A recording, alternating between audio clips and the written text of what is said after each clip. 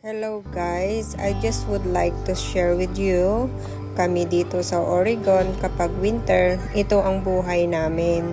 Manababalot kami ng mapuputing lugar dahil sa snow.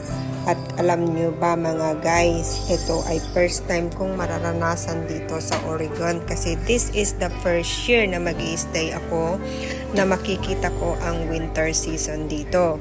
Kaya mga guys, grabe ang lamig at kailangan ko talagang paghandaan kapag ako ay lumabas dahil sa sobrang lamig.